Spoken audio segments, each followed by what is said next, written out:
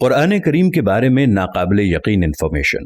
قرآن حکیم کا دعویٰ ہے کہ اس میں کوئی باطل بات داخل نہیں ہو سکتی، اس لیے کہ قرآن حکیم کا ایک ایک حرف اتنی زبردست کیلکولیشن اور اس حساب و کتاب کے ساتھ اپنی جگہ پر فٹ ہے کہ اسے تھوڑا سا ادھر ادھر کرنے سے ساری انفارمیشن درہم برہم ہو جاتی ہے۔ قرآن پاک کی اعجازی شان نمایاں ہے۔ اتنی بڑی کتابیں، اتنی باریک کیلکولیشن کا کوئی رائٹر تصور ہی نہیں کر سکتا۔ چند الفاظ بطور نمونہ ہیں، ورنہ قرآن کا ہر لفظ جتنی مرتبہ استعمال ہوا ہے وہ تعداد اور اس کا پورا بیک گراؤنڈ اپنی جگہ خود علم و عرفان کا ایک وسیع جہان ہے۔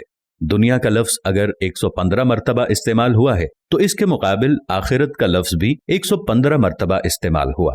شیاطین و ملائکہ 88 مرتبہ استعمال ہوا۔ موت و حیات 145 مرتبہ استعمال ہوا ہے۔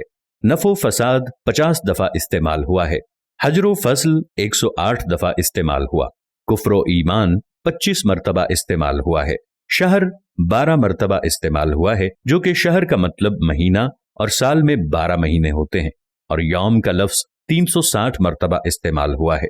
اتنی بڑی کتاب میں اس عددی مناسبت کا خیال رکھنا کسی بھی انسان مصنف کے بس کی بات نہیں ہے۔ مگر بات یہیں ختم نہیں ہوتی۔ جدید ترین ریسرچ کے مطابق قرآن حکیم کے حفاظتی نظام میں 19 کے عدد کا بڑا عمل دخل ہے۔ اس حیران کن دریافت کا سہرا ایک مشرقی ڈاکٹر راشد خلیفہ کے سر ہے، جو امریکہ کی ایک یونیورسٹی میں کیمسٹری کے پروفیسر تھے۔ 1959 میں انہوں نے مکمل قرآن پاک کمپیوٹر پر چڑھانے کے بعد قرآن پاک کی آیات، ان کے الفاظ و حروف میں کوئی تعلق تلاش کرنا شروع کر دیا۔ رفتہ رفتہ اور لوگ بھی اس ریسرچ میں شامل ہوتے گئے، حتیٰ کہ 1972 میں یہ ایک باقاعدہ سکول بن گیا۔ ریسرچ کا کام جو ہی آگے بڑھا، ان لوگوں پر قدم بقدم حیرتوں کے پہاڑ ٹوٹ پڑے۔ قرآن کریم کے الفاظ و حروف میں ایک ہی جیسی کتاب تقدیر نظر آتی ہے، جس کے مکمل ادراک کے لیے اس وقت کے بنے ہوئے کمپیوٹر ناکافی تھے۔ کلام اللہ میں 19 کا ہندسہ صرف سورہ مدثر میں آیا ہے۔ یہاں اللہ پاک نے فرمایا، دوزخ پر ہم نے 19 محافظ فرشتوں کو مقرر کر رکھا ہے۔ اس میں کیا حکمت ہے یہ تو رب ہی جانے، لیکن اتنا اندازہ ضرور ہو جاتا ہے کہ 19 کے عدد کا تعلق اللہ کے کسی خاص حفاظتی نظام سے ہے۔ پھر ہر سورت کے آغاز میں قرآن مجید کی پہلی آیت بسم اللہ کو رکھا گیا ہے، گویا کہ اس کا تعلق بھی قرآن کی حفاظت سے ہے، کیونکہ ہم دیکھتے ہیں بسم اللہ کے کل حرف بھی 19 ہی ہیں۔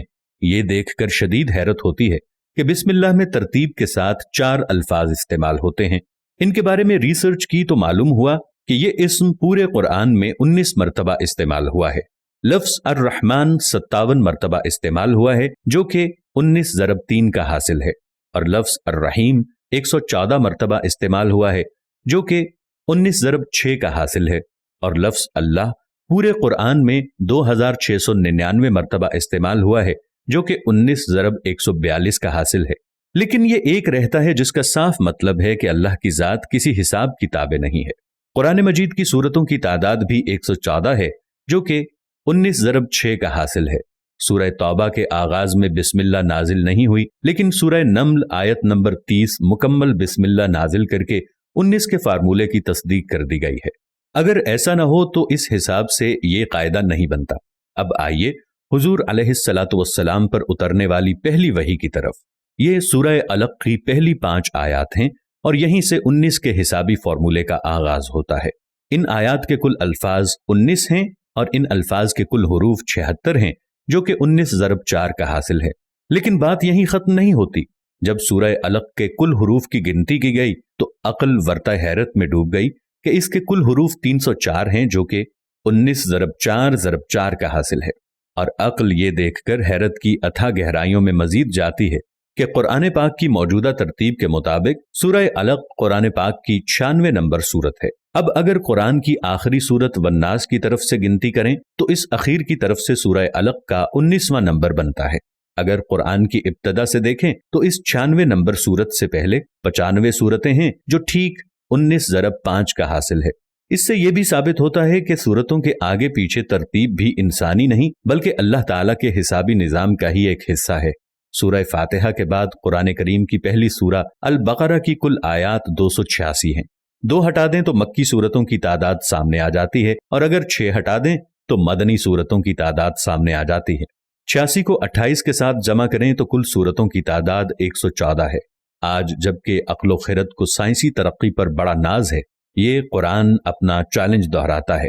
حساب دان، سائنسدان، ہر خاص و عام، مومن، کافر سب ہی سوچنے پر مجبور ہیں کہ آج بھی کسی کتاب میں ایسا حسابی نظام ڈالنا انسانی بساط سے باہر ہے۔ طاقتور کمپیوٹر کی مدد سے بھی اس جیسے حسابی نظام کے مطابق ہر چیز کی غلطیوں سے پاک کسی کتاب کی تشریح ناممکن ہوگی، لیکن 1400 سال پہلے تو اس کا تصور ہی محال ہے۔ لہٰذا کوئی بھی صحیح العقل آدمی اس بات کا انکار نہیں کر سکتا کہ قرآن کریم کا حسابی نظام اللہ کا ایسا شاہکار معجزہ ہے جس کا جواب قیامت تک کوئی نہیں ہو سکتا۔ دوستو، چلتے چلتے ہمیشہ کی طرح وہی ایک آخری بات عرض کرتا چلوں کہ اگر کبھی کوئی ویڈیو، قول، واقعہ، کہانی یا تحریر وغیرہ اچھی لگے تو مطالعے کے بعد مزید تھوڑی سی زحمت فرما کر یا دیکھنے کے بعد اپنے دوستوں سے بھی شیئر کر لیا کیجیے۔